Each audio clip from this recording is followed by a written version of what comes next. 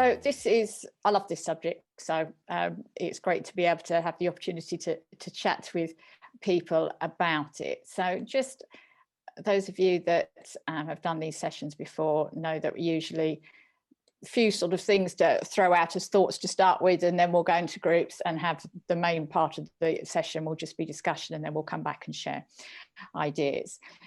My starting point thinking with this was we've all encountered organisations where actually the values are pretty much little more than a poster that you have on the wall around reception.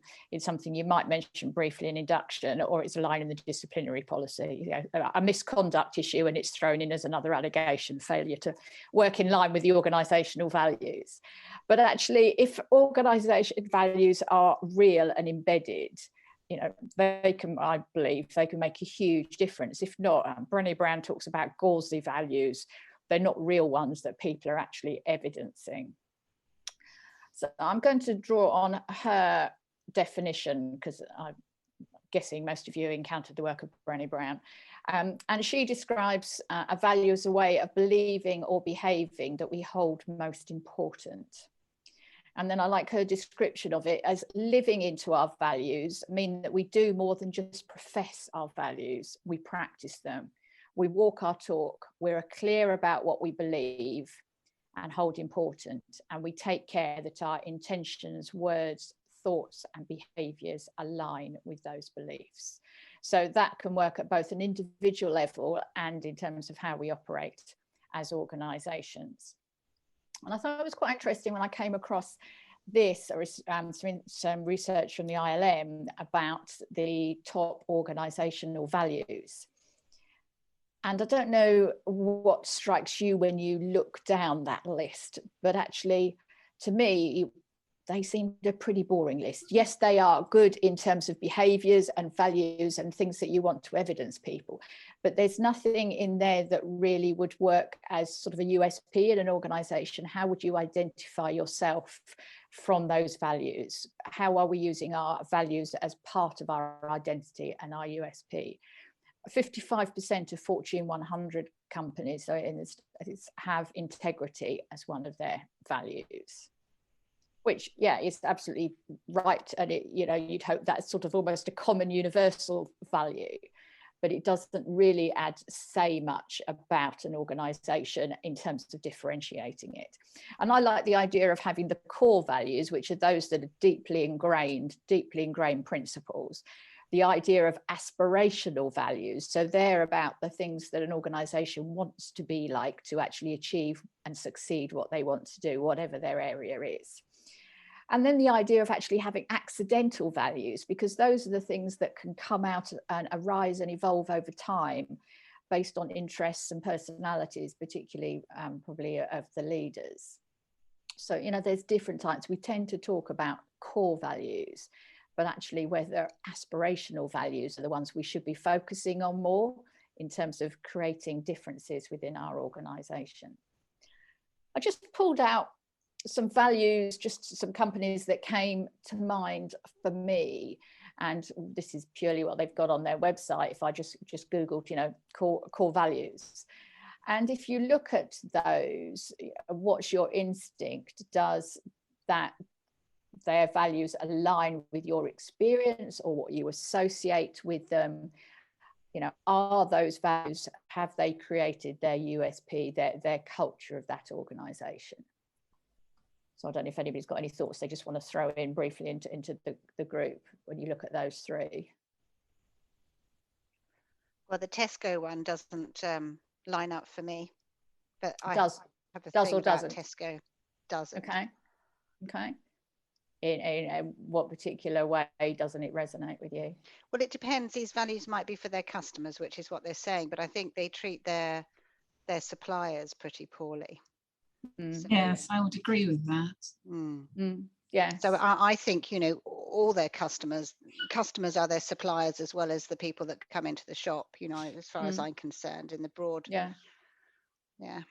Yes. My thought was that they were quite a narrow definition, which actually covers, I guess, what you're saying. Any other thoughts? What I really like about the Tesco one, though, is that they have sort of widened it out into a statement. With Microsoft and VW, you know, these buzzwords can be misconstrued. I'm sure that they have an explanation behind them, but just taking them on face value, they can mean different things to different people.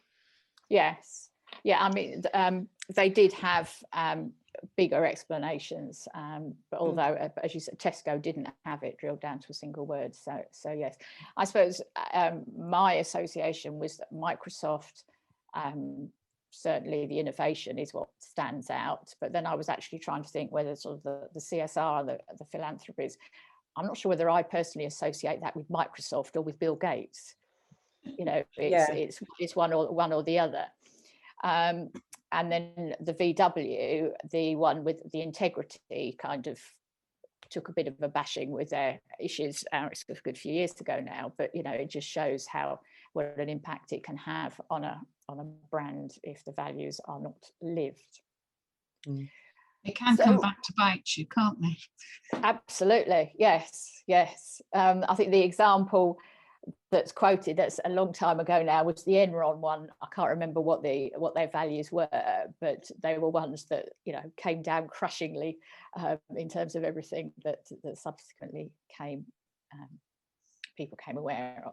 So these are really things that the questions that came into my mind. I mean, I don't know whether you've all done work on your own values, because I think that's a fascinating, you know, when I'm doing coaching, quite often you do a value solicitation for actually people to really work out what their core values are. I always think of core values as your operating system. And then, you know, part of all of this is actually, are people's core values aligned with the organisational values, and how are you measuring that? So, you know, how do you really get your values embedded, demonstrated, the behaviours when we're working in a digital world, in a remote world? Are you confident that every employee would be able to articulate the behaviours associated with values? Remember, that's the word, the value is a word. What we actually really need to make sure is what are the behaviours? Are they clearly articulated? What is somebody doing when they are evidencing that value?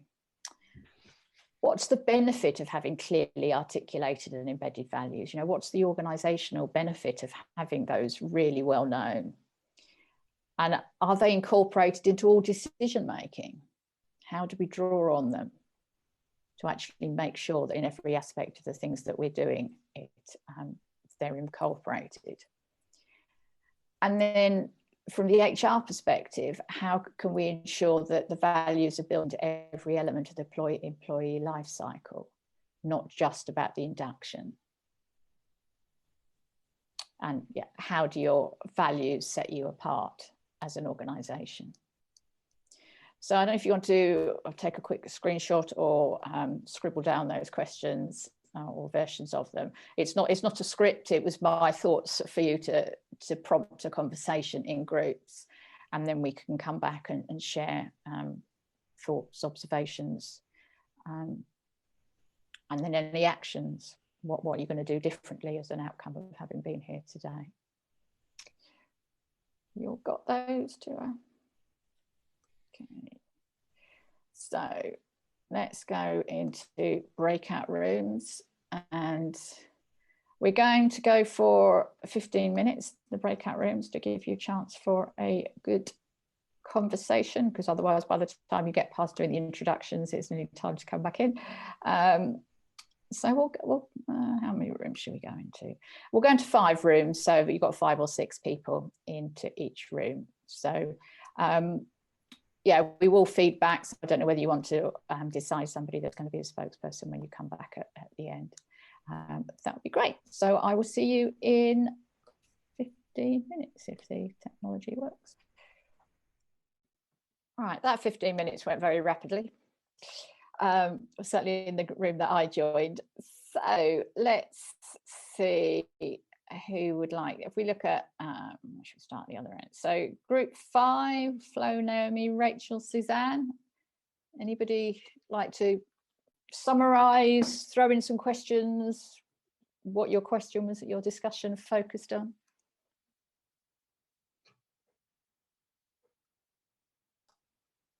I'll talk. I think we only really got round to the first question in much detail, to be honest. I think there was quite a bit round there to get round to 5 individuals. But how do we encourage it remotely? We've got a mix within our group of not being remote, working normally, but there were several of us that have been used to remote working prior to COVID. So that has made it a lot easier to, you know, sort of reinforce or introduce these kinds of values. But for us, I think what we came up with was the recognition piece. So, you know, creating awards or even just a bit of recognition through your communication channels or whatever are your accessible channels for your organisation, but really recognising in the moment when people have done a good job of it, when they've done a true illustration of it. I think not only does that educate your workforce on what we truly mean by those buzzwords, but it encourages a lot more of it going forward. We recruit against it so that we know that we've got it right in the first place, and we're doing a bit of a temperature check into those individual values to make sure that we've got an alignment from the beginning, because otherwise it is very difficult to get that alignment after you've got somebody in. If they just don't hold a personal value that's aligned to your organisational values, it's, you know, trying to put a round peg in a square hole there to some extent.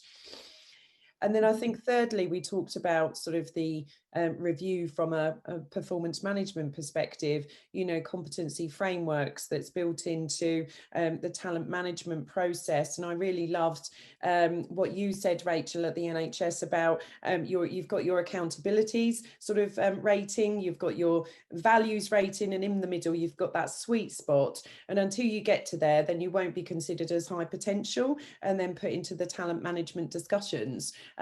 Which that's going to be a really great takeaway for me on that. So thank you, Rachel. Thank you. Thank you. Appreciate you sharing your discussions. Group 4, which was Kenny, Inga, and the rest of that group. Anybody in that group happy to?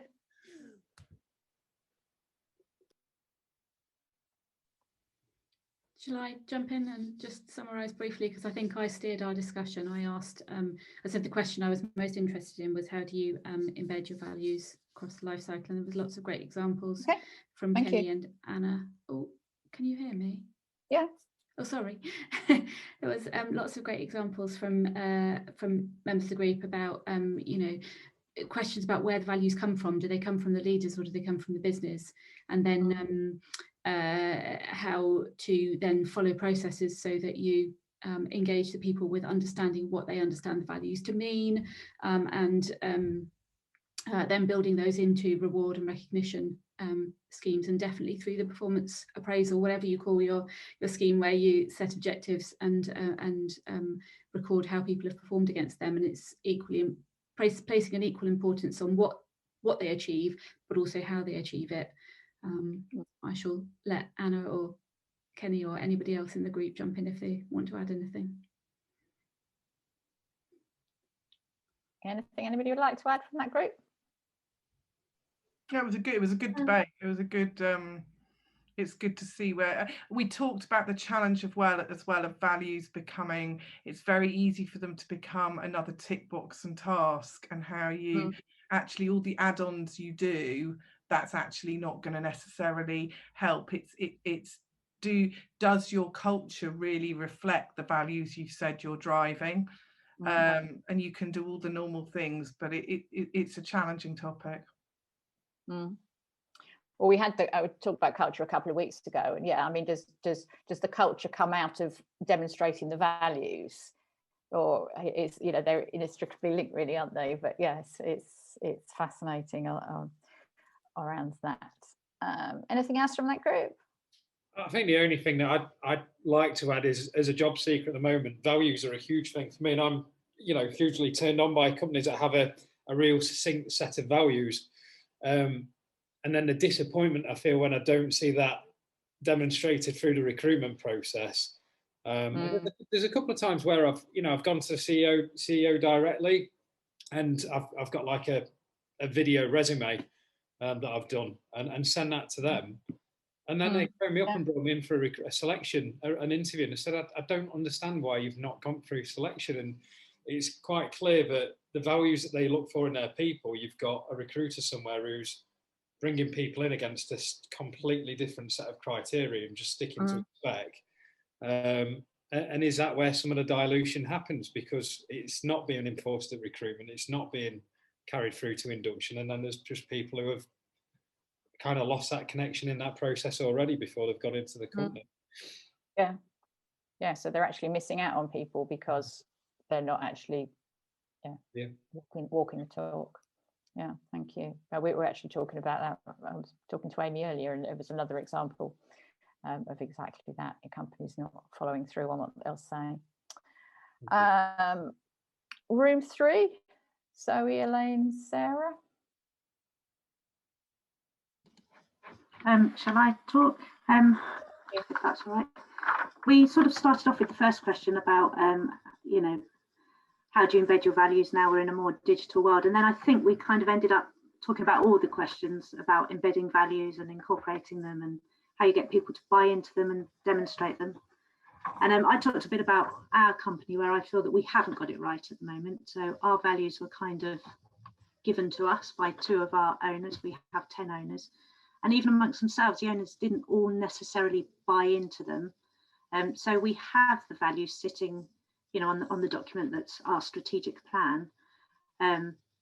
But it doesn't feel that they're embedded in any processes. I don't believe that they're, you know, they come into any conversations with any of the staff.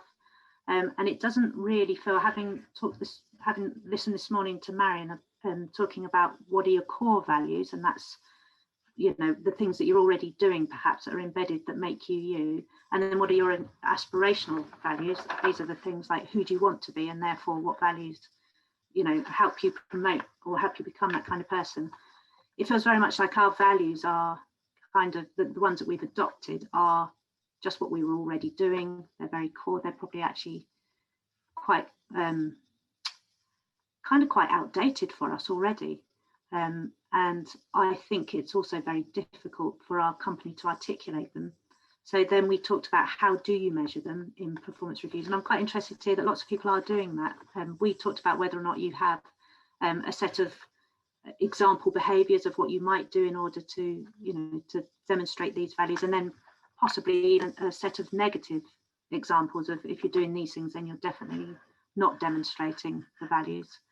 And then, sorry, talking about, Sarah was talking about now their company has moved to a much more online model.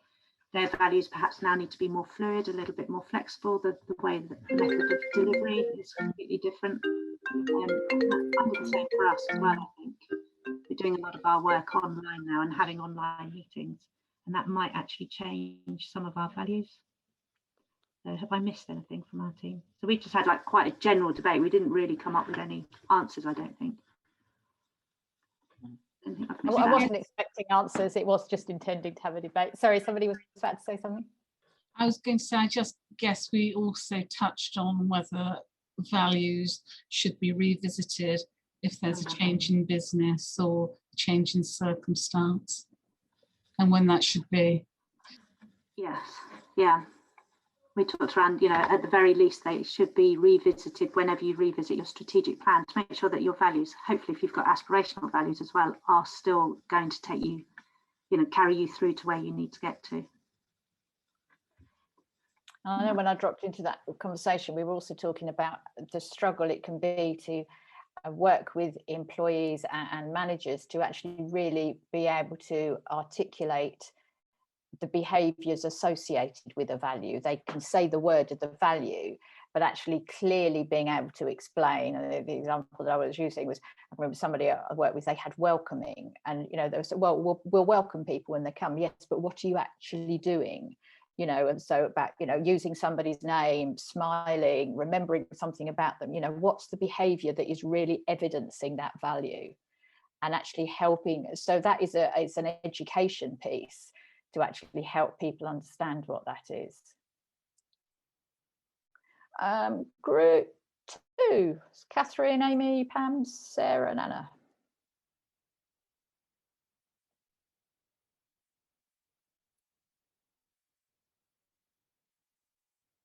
Somebody going to step forward from that group? I think Lizzie was going to speak on behalf of the group I was in. Sorry.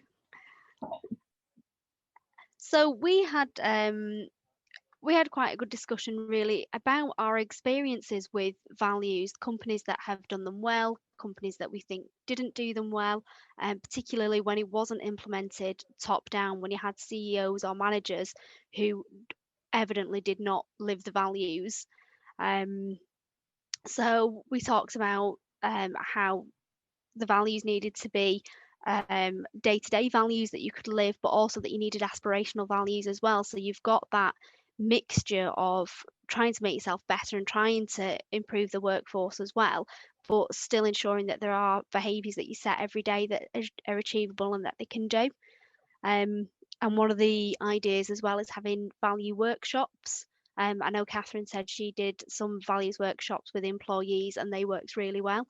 And it was a way for the employees to be able to articulate how they were feeling. And then the other thing we talked about, one of the values that we really liked was pride.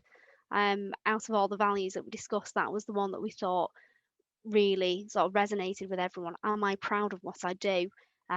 Do I have pride in my work? Am I proud of the way I interact with my colleagues? And we thought that that was a really good value. Thank you.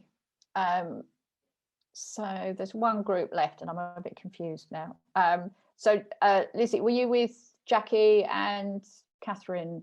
Yeah, you're in that. So group 2, was there anybody that wanted to be brave and say something? It's not a problem if you don't. So that was Catherine.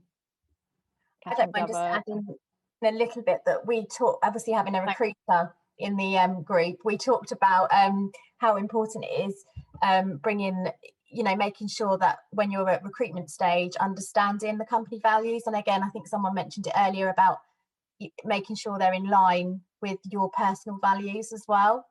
And, maybe even setting a task around company values at interview stage. So it really is embedded and to ensure that you kind of understand that. Mm-hmm. Okay. We didn't get round to everything. Oh, the questions were there just as prompts for a discussion. Yeah. I wasn't expecting answers to them as specifically. And I think something that I've been reflecting on, which I think is really interesting, is the link between diversity, inclusion, culture and values. Because, cultural fit shouldn't be about replicating the people that you've currently got in there. And actually values are totally separate from, they stand independently. So actually, if we are really recruiting and working around our values, then that should actually be something that contributes to increasing our diversity and inclusion in the way we operate. Just to add to that as well, we also talked quite a lot about how behaviours are very much linked to values. Sarah made some valid points about how it all links back together and the way we behave. Yes, and I think that's where it's about making the values about more than a poster on the wall. It is about how are we living those values. But I think where I was also thinking about is, how do you keep an energy around your values? How do you keep people so there's a level of buy-in and want to be demonstrating those values, rather than it's the annual appraisal, I've got to show that that I'm doing this, this and this.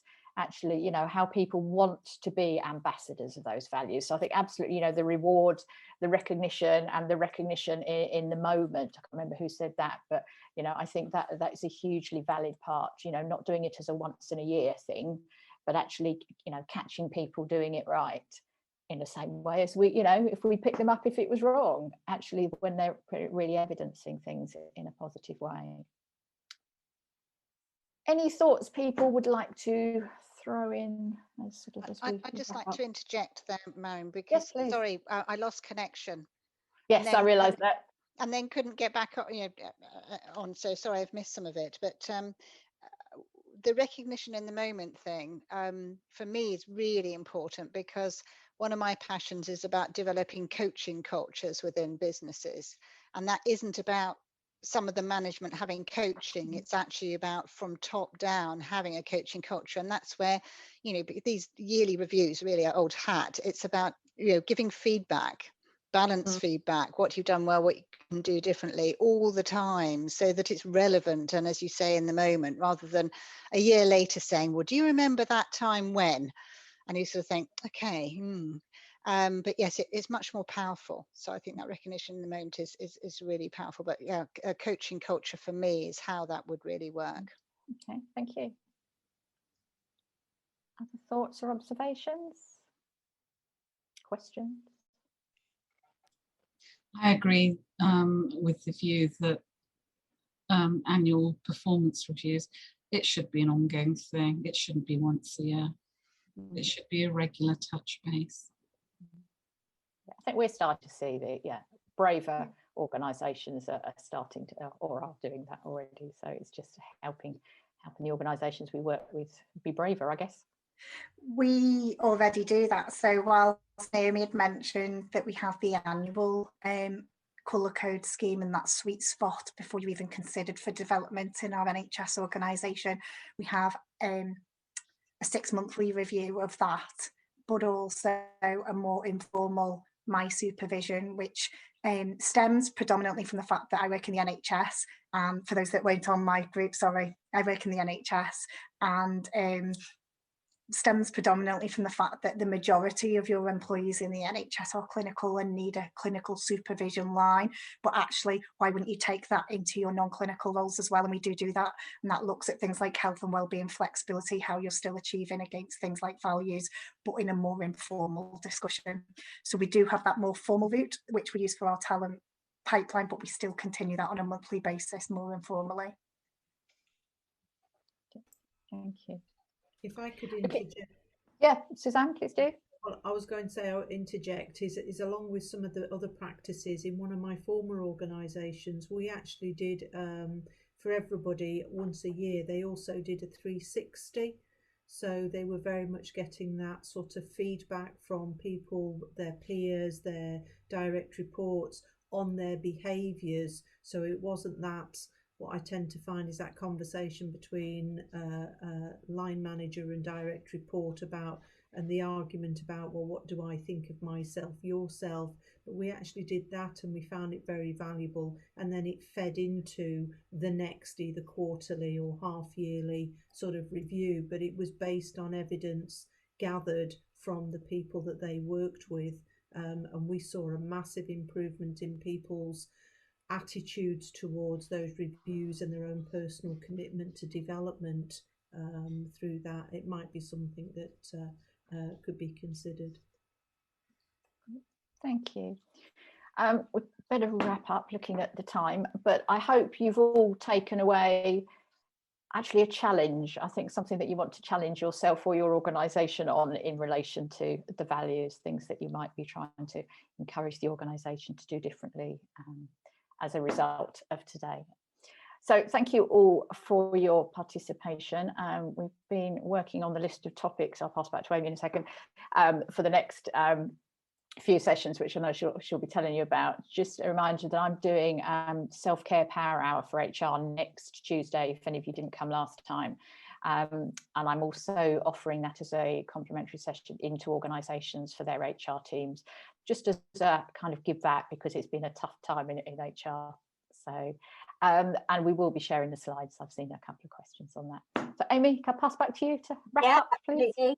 So thank you, everyone. I know Marian's just mentioned there the self-care power plan on the 23rd. We've also got one on the 25th, so we're holding 2 that week, and that one's based on employment law around redundancies.